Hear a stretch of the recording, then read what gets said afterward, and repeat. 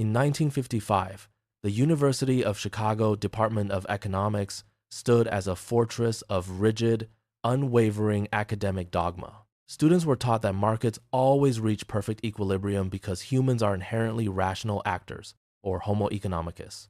This theory suggested that every financial decision was a calculated move, devoid of emotion or any cognitive bias. To receive a PhD, one had to accept this premise, that markets are efficient and irrationality is merely noise. This belief system was so deeply entrenched that any deviation from the rational actor model was considered academic heresy. However, in 1969, two psychologists at the Hebrew University of Jerusalem began to challenge this long-standing economic foundation.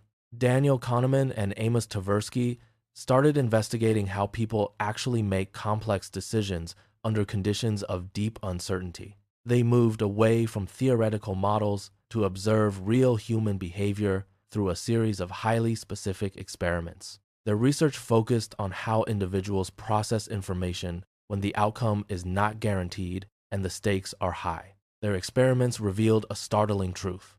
Human errors are not random, but rather predictable and remarkably consistent. They discovered that people evaluate potential gains and losses asymmetrically, fearing losses far more than they value gains. This phenomenon, which they termed loss aversion, suggests that the pain of losing is psychologically twice as powerful.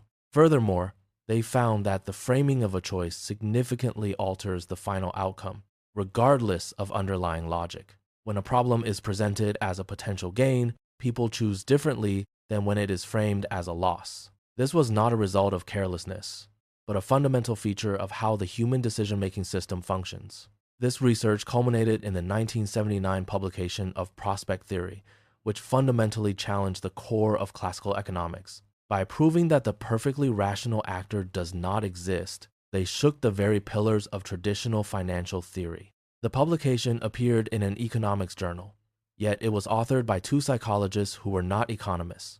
Their work showed that reference points are not fixed, but shift constantly based on our current subjective situation. They also demonstrated that we evaluate probabilities non-linearly, often overweighting small chances while underweighting large ones. Classical economics had built its entire house on the assumption of the rational actor who maximizes utility perfectly. Prospect theory effectively took this actor off the stage, proving that this idealized version of humanity never existed. Initially, the reaction from the economic establishment was largely dismissive, viewing these findings as mere psychological trivia. The prevailing argument was that while individuals might make mistakes, the market itself would always correct them. Economists believed that rational actors would simply take money from irrational ones, restoring equilibrium in the long run. This defensive posture held steady for another decade, protecting the status quo from the implications of behavioral science. However, the real world began to provide evidence that the classical model could no longer easily explain away. The stock market crash of 1987 served as a massive, undeniable wake-up call for the entire financial community. Each time a bubble burst or a crash occurred, the classical theory insisted it was an impossible event. Yet, behavioral finance had predicted these patterns, identifying the very human biases that fueled such market instability. The person who finally bridged the gap between psychology and mainstream economics was Richard Thaler, an economist. Working at the University of Chicago, Thaler was uniquely positioned to challenge his own department's long-standing traditions. He sought to integrate Kahneman and Tversky's psychological findings directly into the rigorous models used by economists. Despite facing significant opposition from his peers, Thaler persisted in his quest to make economics more realistic. One of his most significant contributions was the concept of mental accounting, which changed how we view money. Thaler discovered that people do not process money homogeneously, but instead sort it into different mental buckets. Each of these mental accounts carries its own set of rules, influencing how we spend, save, or invest. For instance, a bonus is often spent differently than a regular salary, even though the currency is identical. Money won through gambling is treated as house money, leading to riskier behavior than money earned through labor. A dollar is always a dollar in mathematical terms, but the human brain simply does not process it that way. In 2017, Thaler received the Nobel Prize in Economics, a testament to the importance of his groundbreaking research. This award signaled a major shift in the field, recognizing that economics must account for actual human behavior. The discipline finally began to accept that people do not make decisions based on how they theoretically should. Instead, we must analyze how they actually behave under the influence of cognitive biases and emotional pressures. This channel's every video returns to this central question. How do these mechanisms produce specific financial errors? We look for patterns that are not just theoretical, but measurable, reproducible, and observable in real-world markets. By understanding these biases, we can begin to manage them through systematic structures and better decision-making habits. The 1979 prospect theory paper started this chain of questions, and the chain has only grown stronger since. We are moving toward a future where finance is not just about numbers, but about the people behind them. Understanding these psychological underpinnings is the key to navigating the complexities of modern global financial systems.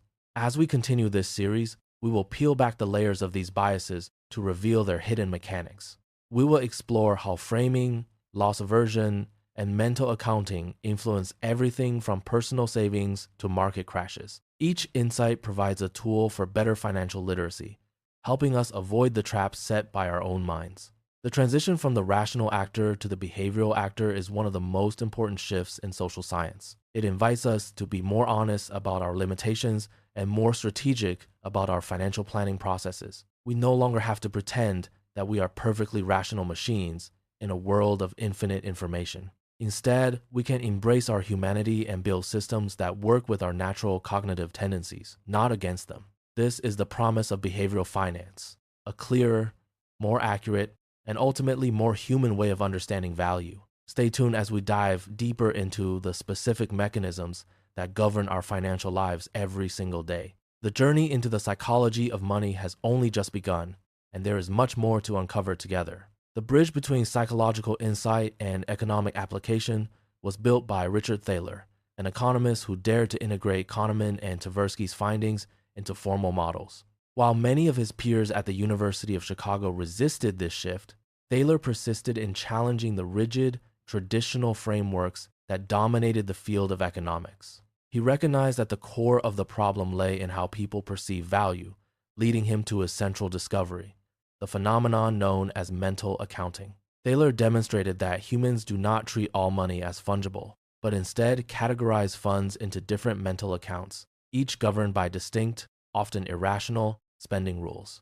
Consider the way we manage our finances. We often keep grocery money in one mental bucket while treating a tax refund as a separate, disposable windfall. Even though every single dollar holds the exact same objective value, our brains assign them different roles, leading to inconsistent financial choices that defy classical logic. A bonus is spent quite differently from a regular salary, and money won through gambling is treated with far less caution than money earned through hard work. A dollar is always a dollar in the real world, but the human brain does not inherently understand this, creating a disconnect between reality and our behavior. This insight, along with the broader acceptance of behavioral finance, eventually led to Thaler receiving the Nobel Prize in Economics in 2017 for his contributions to the field. His recognition marked a turning point for the entire discipline, forcing economics to acknowledge that it must integrate how people actually make decisions in the real world. The field began to move away from the theoretical Homo economicus' model, recognizing that the rational actor described in textbooks simply does not exist in human reality. Today, the discipline focuses on identifying specific mechanisms and conditions that produce measurable financial errors, moving beyond the abstract assumptions of the past to observe real behavior. Researchers now ask, if people make decisions this way, which specific mechanism is triggered, and under what conditions does it produce a predictable financial mistake? These errors are no longer dismissed as random noise. They are now understood as systematic, measurable, and often reproducible patterns of human thought and action. By shifting away from the pursuit of theoretical perfection toward an understanding of how people actually make decisions, behavioral finance provides a robust framework for analysis. This new lens allows us to manage these common, systematic biases through better structural design, helping individuals make choices that align more closely with their long-term goals. The chain of inquiry started by the 1979 prospect theory paper continues to evolve, constantly refining our understanding of how we interact with money and markets. It has transformed the way we view economic life, turning what was once considered irrational chaos into a field of study governed by predictable psychological principles. Every video on this channel returns to this fundamental question, exploring how these psychological quirks influence our daily financial lives and our broader economic systems. We are no longer just looking at charts and graphs.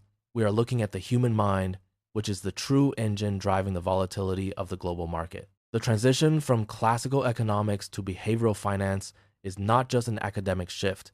It is a necessary evolution to better understand the world we live in. As we continue to map these cognitive biases, we gain the tools to build better systems, smarter policies, and more resilient financial strategies for everyone involved. The legacy of Kahneman, Tversky, and Thaler is a testament to the power of questioning established norms and looking at the human element in every equation. This chain of questions, sparked decades ago, remains unbroken as we continue to uncover the hidden rules that dictate our complex financial decision-making processes. Ultimately, behavioral finance teaches us that by understanding our own limitations, we can finally begin to make sense of the irrationality that shapes our economic world.